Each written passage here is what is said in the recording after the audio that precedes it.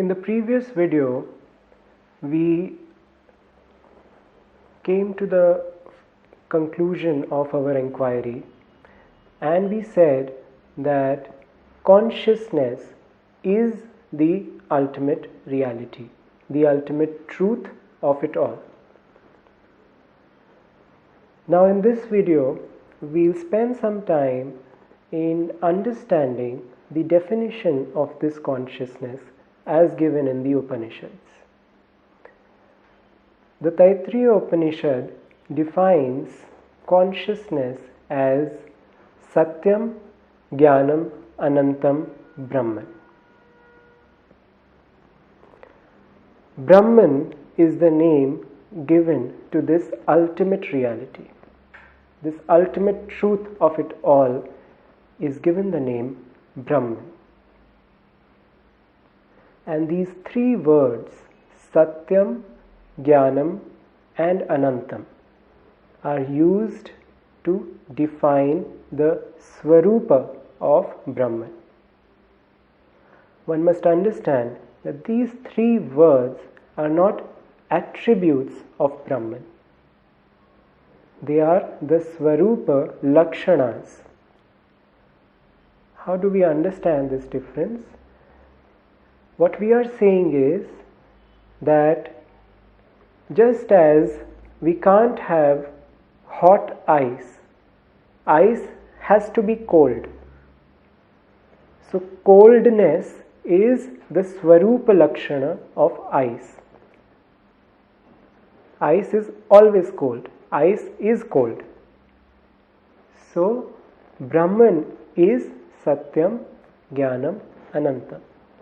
These are not attributes. We are not talking about one Brahman which is Satyam, Jnanam, Anantam, and then there is another Brahman which is something else.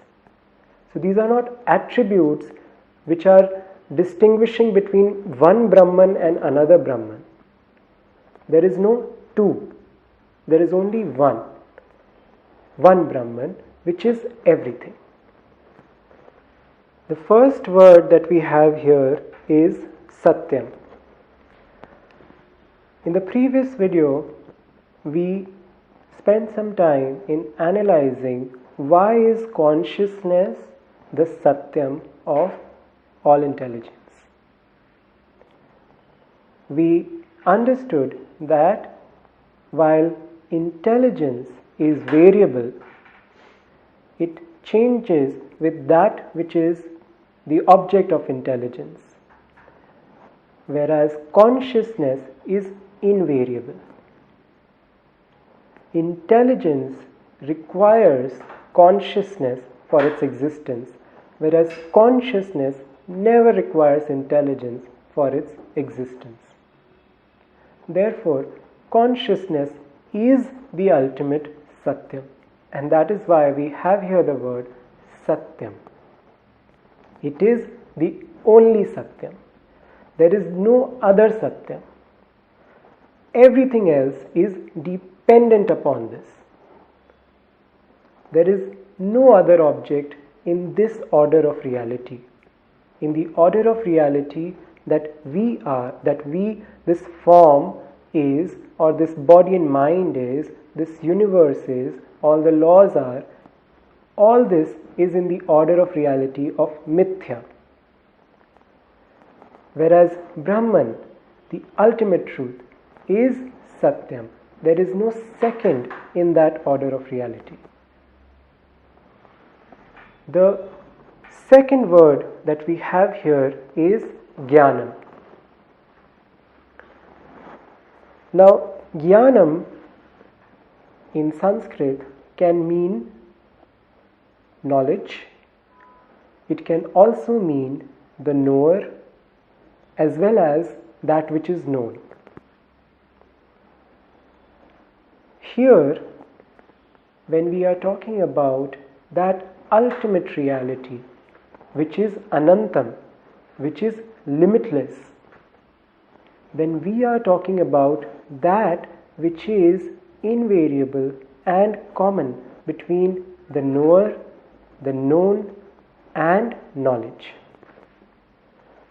Here, Jnanam means that which enables knowledge. It is called Gyapti Swarupa. So that which enables knowledge, that which is the enabler of Gyapti, knowledge, knowing, is consciousness. The Sanskrit word for consciousness is Chitta. There is another way of writing the same definition, which is called Sat Chit Ananda. So here we are referring to this definition, which is Satyam Jnanam Anantam Brahman. So Jnanam here corresponds to that word Chitta. It is Gyapti Swarupa. It is the enabler of knowledge. The third word here is Anantam. This is an extremely important word to understand. Anantam means limitless. Now,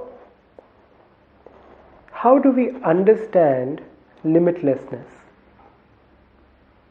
How can an entity or something be limitless? How do we understand this?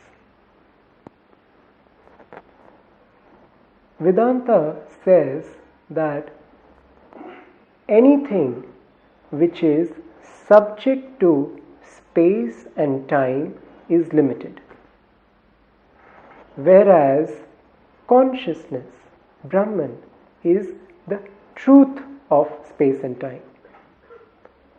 Consciousness is not subject to space and time. It is not one of the objects in space and time, but it is actually the truth of space and time itself.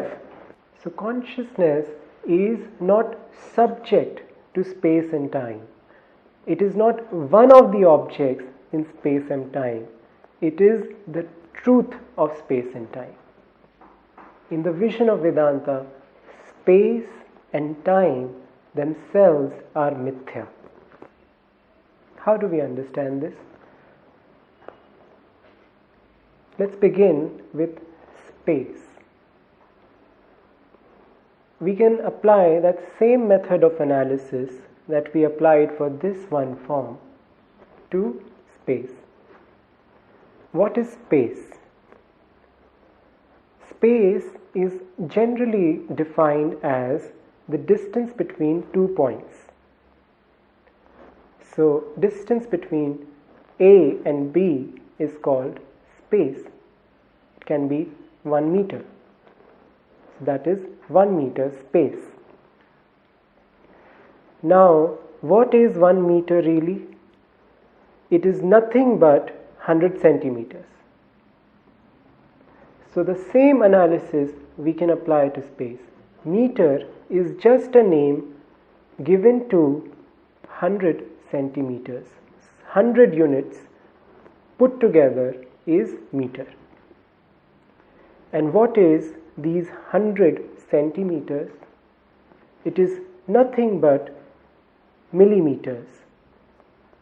Then those millimeters are nothing but micrometers. And we can go on reducing like that, and we'll come down to existence. Space is existence really. So all these units are nothing but units within units within units. And all of these units are equally mithya. In fact, those 2 points that we take are actually not solid, accurate points. They are variable. They are approximations. Where do we put a point? It will be some unit of space, and that unit itself will be mithya. So, space itself is said to be mithya. Similarly, time is mithya. Time is divided into hours, then minutes, then seconds. In the same manner, time itself is reduced to nothing but existence. Existence Of what nature?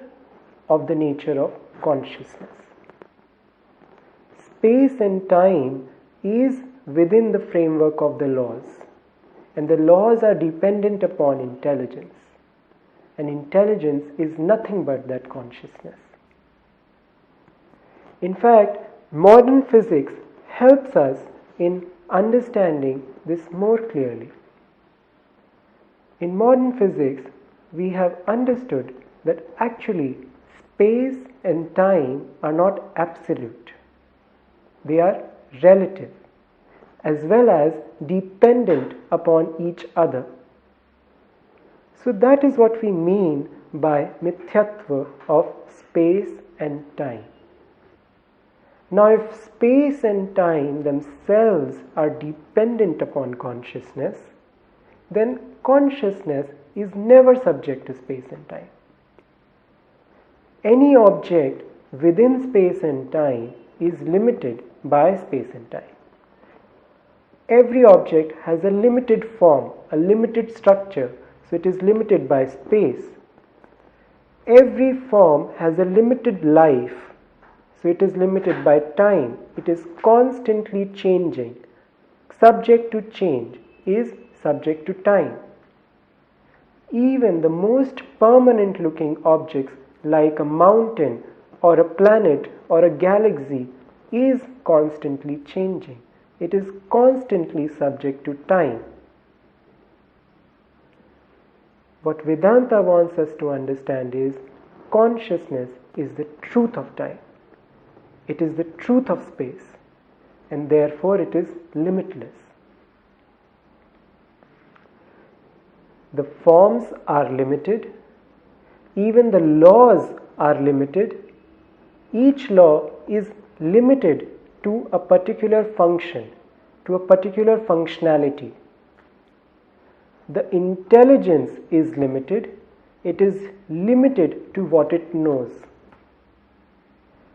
I know how to make a gold chain, so my intelligence is limited to my knowledge of making that gold chain. Knowledge is always of something. It is always limited by what it knows.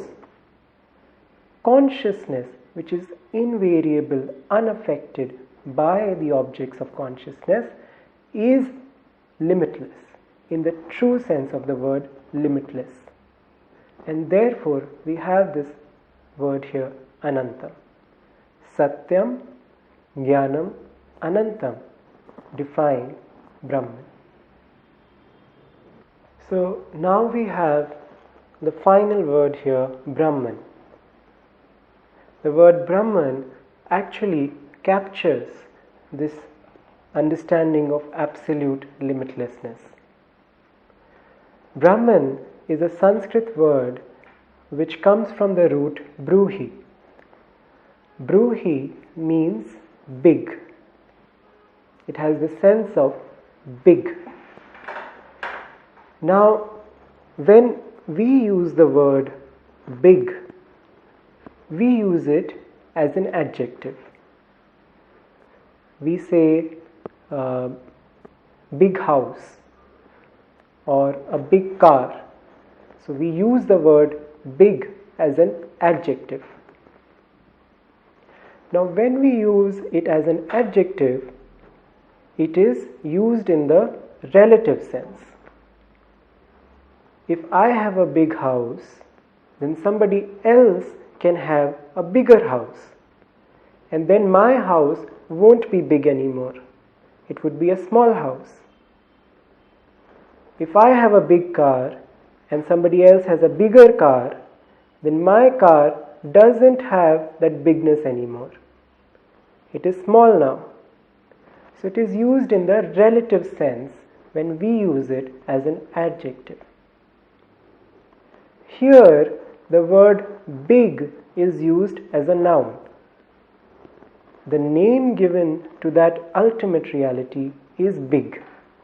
We are referring to as big. So we are referring to it in the absolute sense. Absolute bigness. Absolute limitlessness. How can it be absolute limitlessness? because there is nothing else in that order of reality. There is no second to Brahman. If there was a second object which shared the same order of reality as Brahman, then Brahman's limitlessness would be limited. The moment there is another object of the same order of reality, the first object gets limited. But as we said, Brahman is the only is. Brahman is the only truth. There is nothing else which is equally true. Everything else is mithya. Everything else depends upon Brahman. Everything else has its being in Brahman only. So Brahman is limitless. It is absolute bigness. And that's what this word Brahman captures. And that is what Vedanta wants us to see. We have to understand this line very, very carefully. There is no second to Brahman. Brahman is. And it is the only thing that is. That is what we mean by Advaita Vedanta. Advaita means non-dual. There is no second. There is only one thing that is, and that is Brahman. So this is just a glimpse of how thorough the analysis is in understanding reality in Vedanta. A lot of people say that Vedanta talks about that this world is an illusion. That Vedanta talks about illusions. Vedanta's focus is on illusion or mirage. In fact, Vedanta's focus is on understanding reality. Vedanta's focus is on understanding reality from all different views, all different ways to make that knowledge thorough and accurate. In these few videos, we gave you a very small glimpse of that analysis. These 4 words, extreme analysis has been done by Adi Shankaracharya on these 4 words. So, there is much more to these 4 words than what I have presented before you. Our aim in this course is not to go into all those details, but to present before you the central line of thought of Vedanta and how it connects with your life. So in the next segment, in the final video of this unit, I will try and bring together all that we have said till now and conclude by saying how this makes a difference in our life.